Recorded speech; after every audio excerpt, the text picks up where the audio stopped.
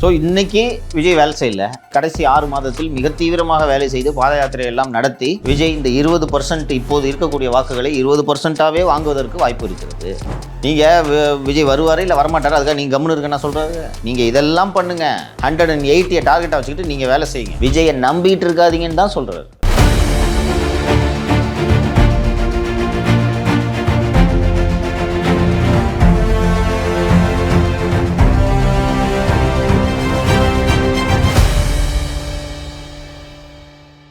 Sir, இப்போ 180 இடத்துல வெல்வோம் அப்படின்றாங்க. இன்னும் வந்து பார்த்திங்கன்னா கூட்டணிகள் அப்படின்றது முடிவாகலை. விஜய்ன்ற ஒரு ஃபேக்டர் வேறு தனியாக இருக்கும்போது 180ன்றது பாசிபிளாங்க சார்? நான் சொல்கிறத செய்யுங்க, அதை பாசிபிளாக்கி காட்டுறேன்றதை அவர் சொல்லியிருக்காரு. இப்போ திரு அமித்ஷா அவர்கள் விஜய்ன்ற ஃபேக்டரை மனசில் வச்சுட்டு பேசுகிறார். விஜயை பற்றியே பேசிட்டார். விஜய் அவசியம் இல்லை, சிறுபான்மையினர் நமக்கு வாக்களிக்க போவதே இல்லை. சிறுபான்மையினரின் மொத்த வாக்குகளும் திராவிட முன்னேற்றக் கழகத்திற்கு செல்லத்தான் போகிறது. திராவிட முன்னேற்றக் கழகத்திற்கு முழுமையாக போகும் அந்த 12% சிறுபான்மையினர் வாக்குகளில் எத்தனை சதவீதத்தை விஜய் அவர்கள் எடுத்தாலும் அது நமக்குத்தானே நன்மை. அதனால் விஜய் இருந்தால்தான் நாம் வெற்றி பெற முடியும் என்ற எண்ணத்தை முதலில் எடுங்கள் என்று சொல்லிவிட்டார். சார், இப்போ வந்து விஜயை வந்து நீங்கள் ஒரு கட்சியோடையோ ஒரு மக்களோட பிரதிநிதியாக பார்க்குறது வந்து விஜய் அண்டர் எஸ்டிமேட் பண்ணுற மாதிரி இருக்குது சார். இருக்கலாம். Amit Shah maybe wrong, I don't know, எனக்கு தெரியாது. அமித்ஷா சொன்னதை தான் நான் சொல்கிறேன். நீங்கள் விஜய் வந்து அண்டர் எஸ்டிமேட் பண்ணுறது எந்த வகையில்? அவர் நடந்ததை நான் சொல்லிடுறேன். Amit Shah maybe wrong. Vijay under estimate பண்ணி விஜய் முதலமைச்சராக கூட ஆகலாம். அவரும் அப்படி தான் நினச்சிட்டு இருக்காரு, நம்ம முதலமைச்சராக போகிறோம் என்று. அது விஜய் அண்டர் எஸ்டிமேட் பண்ண இது ரொம்ப ஓவர் எஸ்டிமேட் பண்ணுறாரு. அது தெரியல. அது only time can answer. Amit Shah சொன்னதை நான் உங்ககிட்ட சொல்கிறேன். வாரம் நான் சர்வே எடுத்துக்கொண்டிருக்கிறேன், அவர் ரிப்போர்ட்ஸ். அமித்ஷா தனக்குன்னு ஒரு சர்வே டீம், ஆல் இண்டியா லெவலில் சர்வே எடுக்க ஒரு டீம் வச்சுருக்காரு. மோடி தனியாக ஒரு டீம் வச்சுருக்காரு. அவரோட பாப்புலாரிட்டியை மட்டும் கேஜ் பண்ணுறதுக்கு Modi has a survey team.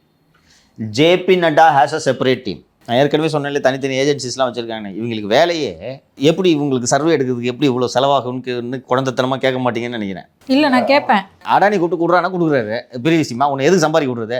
செலவு பார்த்துக்க, இப்போ விஷயமா? மத்திய அரசின் எத்தனை புலனாய்வு பிரிவுகள் இருக்குது, அதை நம்புறது இல்லையா? அவங்க நம்புறது இல்லை. உளவு அமைப்புகள் எடுக்கிற சர்வேயை வாங்கிக்கிட்டு இவங்க ஏஜென்சி எடுக்கிற சர்வேயோட ஒப்பிட்டு பார்க்குறாங்க. இவங்க ஆல் செட்டன் அரசு அதிகாரிகள் பாஸ். ஆமாம், உங்களுக்கு லாயலாக இருப்போம், வாட்ஸ் த கேரண்டி? அதனால் இவங்க தனியாக வச்சுருக்காங்க, வாரம் எடுக்கிறாங்க ஒரு ஈவெண்ட்டு. எப்படி இவங்க அதை மைக்ரோ மேனேஜ் இவங்களால் பண்ண முடியுதுன்னா, ஆப்ரேஷன் சிந்தூர் முடியுதில்லை, முடிஞ்சவொடனே ஒரு சர்வே, 10 நாள் கழித்து ஒரு சர்வே, என்ன மூடு, அதுக்கு தகுந்த மாதிரி உருட்டுறது. ஒவ்வொரு இன்சிடெண்ட்டுக்கு பிறகும் சர்வே எடுத்து வச்சுருக்காங்க. அந்த அடிப்படையில் அமித்ஷா இந்த கூட்டத்தில், உள்ளரங்க கூட்டத்தில் இவர்களிடம் சொன்னது.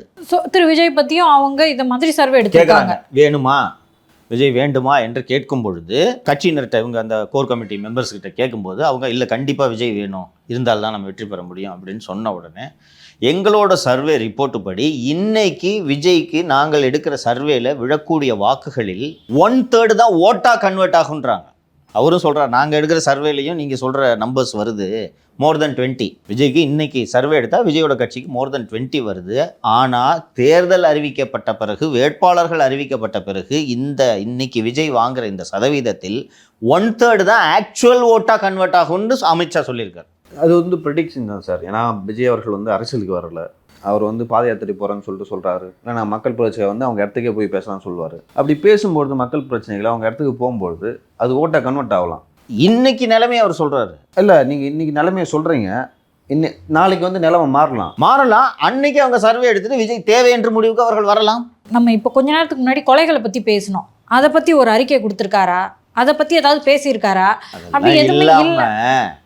நீங்கள் சொல்வது போல் விஜய் இறங்கி மக்கள் போராட்டங்களை நடத்துவாரா நடத்த மாட்டாரான்றதை தெரிஞ்சுக்கிட்டு தான் இதை பேசுகிறார் என்றும் நீங்கள் புரிந்து கொள்ளலாம் அல்லவா? ஏன் ஒய் கேட்டகரி பாதுகாப்பு வேண்டும் என்ற கோரிக்கையை அவர்களுக்கு வைத்தார்கள், அவர்கள் ஏன் கொடுத்தார்கள்? அவங்களுக்கு வந்து எஸ்டிமேட் பண்ணுறதுக்கு தான், எதிர்காலத்தில் தேவைப்படலாம். எஸ்டிமேட் பண்ணுறதுக்கு கூடவே போலீஸ்காரனை வச்சுக்கிட்டு சுற்றினா அவன் சொல்ல மாட்டான், அது அவன் வேலை. ஜி மார்னிங் சே அபி தக் கோய் நஹி ஆயா. யாருமே விஜய் மீட் பண்ணல காலையிலேருந்து சாயங்காலம் வரைக்கும். கடைசி எப்போ மீட் பண்ண? போன வாரம் ஜி. கோனே போதுமா? உதயநிதியோட ஜெராக்ஸ் மாதிரி இருக்காரு. இதை தெரிஞ்சு தான் ஏன் சொல்கிறாரு? உங்களுக்கு ஒரு உள்துறை அமைச்சர், இத்தனை தேர்தல்களை சந்தித்த ஒரு நபர், இன்னைக்கு விஜய்க்கு போல்ஸில் வர்ற சர்வேல வர்ற அந்த பர்சன்டேஜில் 1/3 தான் ஓட்டாக கன்வெர்ட் ஆகும்னு அந்த கோர் கமிட்டியில் இருக்கவங்க குஷிப்படுத்துறதுக்கு அமித்ஷா சொன்னார் நான் நினைக்கிறீங்க? ஒரு ஆண்டு காலமாக உங்களுடைய செயல்பாடுகளை வைத்து அடுத்து உங்களுடைய செயல்பாடுகள் எப்படி இருக்கும் என்பதை ஊகிக்க முடியுமா முடியாதா? முடியும். That is intelligence. 1 வருஷம் 4 மாதம் ஆகுது கட்சி தொடங்கி. என்னென்ன ஈவெண்ட்ஸ் வரிசையாக சொல்லுங்கள். மாநாடு, ஓகே, பொதுக்குழு பரந்தூர் போனார், 3, கோயம்புத்தூர் போனார், ம், மதுரை போனார், ஷூட்டிங் போனார், மொத்தம் 5. இப்போ ரீசெண்டாக ஒரு விழாவில் அரசியல் பேசலான்னா அது கல்வி விழா, அது ஒரு வருஷம் பண்ணுறது, அதை இதில் சேர்க்காதீங்க. அது தாவேக்க நிகழ்ச்சி இல்லை. 5 தான், அதிகபட்சம் 5. 1 வருடம் 5 மாதங்களில் உங்களுடைய ஒட்டுமொத்த அரசியல் நிகழ்வு இது. உங்களுக்கு ஒய் கேட்டகரி பாதுகாப்பு கொடுத்ததிலிருந்து உங்களை யார் சந்திக்கிறார்கள், நீங்கள் என்ன செய்கிறீர்கள், எப்போது எழுந்திருக்கிறீர்கள், என்ன சிற்றுண்டி சாப்பிடுகிறீர்கள் என்பது வரை அவர்களுக்கு தெரியும். இவர் இப்படி தான் நடந்து கொள்வார் என்பதை கண்டுபிடிக்கிறது அவ்வளோ கஷ்டமா? இந்த அலாரம் கிளாக்குள்ளேருந்து ஒரு குருவி வரும், 1 மணி நேரத்துக்கு ஒரு தடவை கத்தும், திரும்ப உள்ளே போயிடும்ல.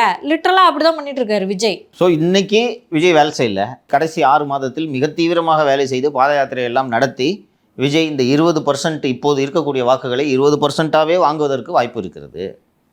ஆனால் அந்த 20% விஜய்க்கு செல்லாமல் பார்க்கும் வேலையை நீங்கள் செய்யுங்கள் என்று தானே சொல்கிறார். நீங்கள் விஜய் வருவார் இல்லை வரமாட்டார், அதுக்காக நீங்கள் கம்முன்னு இருக்குன்னா சொல்கிறாரு. நீங்கள் இதெல்லாம் பண்ணுங்கள், 180 டார்கெட்டாக வச்சுக்கிட்டு நீங்கள் வேலை செய்யுங்க. விஜயை நம்பிட்டு இருக்காதீங்கன்னு தான் சொல்கிறார். விஜய் இருந்தால் தான் ஜெயிக்க முடியுன்ற இந்த எண்ணத்தை விடுங்கள் என்கிறார். புரியுதா? It's a myth. இன்னைக்கு நாங்கள் எடுத்திருக்கக்கூடிய சர்வே மற்றும் விஜயை பற்றி செய்து வைத்திருக்கக்கூடிய மதிப்பீடின் அடிப்படையில் இன்னைக்கு வரக்கூடிய வாக்குகள் முழுமையாக விஜய்க்கு அப்படியே வாக்குகளாக கன்வெர்ட் ஆகாது. இன்னைக்கு தேதியில், இன்னைக்கு தேதிக்கு கன்வெர்ட் ஆகாது. அது கன்வெர்ட் ஆகாமல் இருக்கிறதுக்கு நாங்கள் ஒரு கூட்டணி தான் திமுகவை வீழ்த்தக்கூடிய பிரின்சிபல் ஆப்போசிஷன் பார்ட்டின்றதுக்கான நரேட்டிவை பில்டு பண்ணுற வேலையை நீங்கள் பாருங்கன்னு சொல்கிறார். புரியுது. இது நாளைக்கு மாறாமல் இருக்கலாம். அதுக்கு நீங்கள் வேலை செய்யணும். இன்றைக்கி தேதிக்கு don't depend on Vijay. Vijay நமக்கு அவசியம் இல்லை. தேமுதிக நம்ம கூட்டணியில் தான் இருக்குது. நான் இதை ஃபஸ்ட்டு காலையில் இதை கேள்விப்பட்ட போது அந்த அம்மா வேறு மாதிரி பேசிகிட்டு இருக்கு. இன்னொன்று தனலட்சுமி ஸ்ரீனிவாசன் டீல் எல்லாம் ஜனவரி மாதம் தான் சொல்லுவேன்னு சொல்லிக்கிட்டு இருந்தாங்க. இன்று செய்தியாளர்களை தேமுதிக தலைவர் திருமதி பிரேமலதா அவர்கள் சந்திக்கும் போது துணி மாறி இருக்கிறது. அண்ணன் எடப்பாடி பழனிசாமி அவர்களுக்கு, அப்போது அண்ணன் ஸ்டாலின், இப்போது அண்ணன் எடப்பாடி பழனிசாமி 25 தருவார் என்று நாங்கள் எதிர்பார்த்தோம், நாங்களாக புரிந்து கொண்டோம். 25 தான் என்று, இப்போது 26 தருவோம் என்று வெளிப்படையாகவே அவர்கள் சொல்லியிருக்கிறார்கள் என்று அமித்ஷாவின் வருகைக்கு பிறகு கரூரில் அவர் செய்தியாளர்களை இன்று சந்தித்த போது, கரூரில் இது 2 சேர்த்து வச்சு புரிஞ்சுக்கணும். கரூரில் செய்தியாளர்களை சந்தித்த போது இது அண்ணன் எடப்பாடி இப்போது தருவதாக சொல்லியிருக்கிறார்.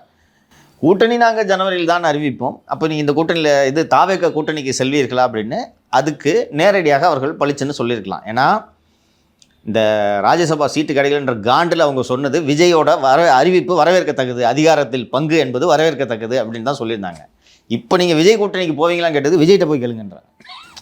நீங்கள் விஜய் கூட்டணிக்கு போவீங்களான்னு தாங்க உங்ககிட்ட கேட்குறோம் அப்படின்ட்டு திருப்பி கேட்டிருக்கணும். அவர் கேட்கல. இல்லை 25 வருஷம் எங்களோட கட்சி உருவாச்சு, நாங்கள் தான் பெரியவங்க அப்படின்னு சொல்கிறோம். அப்போ நீங்கள் விஜய்கிட்ட தான் போய் கேட்கணும் அப்படின்னு சொன்னார். அதற்கு அடுத்து அவர் பேசியதை இதோட சேர்த்து பார்த்தா புரிஞ்சிடும். மக்கள் பிரச்சனையை பேசுவோம் என்று சொல்லிவிட்டு கரூரில் பாருங்கள், நேற்று கூட 17 டாரஸ் லாரியில் மணலை பிடிச்சிருக்காங்க, டாஸ்மாக் 24 மணி நேரமும் விற்கிது என்று சொன்னாங்கன்னா she is positioning her self against DMK.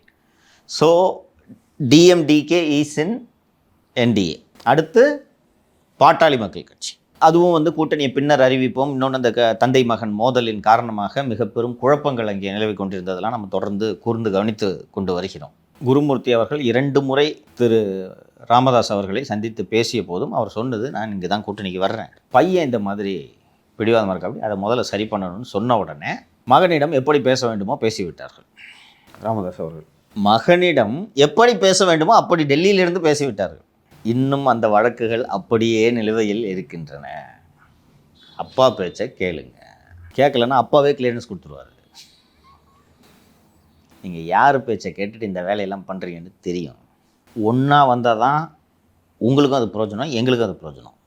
இப்படி நீங்கள் அப்பா சொல்வதை கேட்டுவிட்டு செயல் தலைவராக இருங்கள். அப்படி இல்லை என்றால் அப்பாவே தேவையான கிளியரன்ஸை கொடுத்துட்டாரு.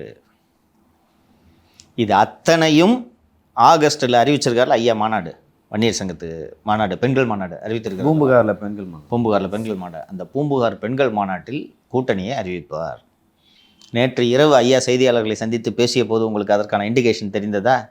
மோடி மிக மிக நல்லவர், அமித்ஷாவை நான் சந்தித்தது கிடையாது. அமித்ஷா தமிழ்நாட்டில் என்டிஏ கூட்டணி வெற்றி பெறும் என்று சொல்கிறாரே, அவர் சரியாகத்தான் சொல்லியிருக்கிறார். பாமக இடம்பெறும் கூட்டணி வெற்றி பெறும் அடுத்து சொல்கிறார். முடிஞ்சு போச்சா? இந்த அலையன்ஸை வச்சுக்கிட்டு they are going to face this election with Vijay, without Vijay or despite Vijay, we are going to win 2026. This is the message conveyed by Amit Shah in core committee meeting.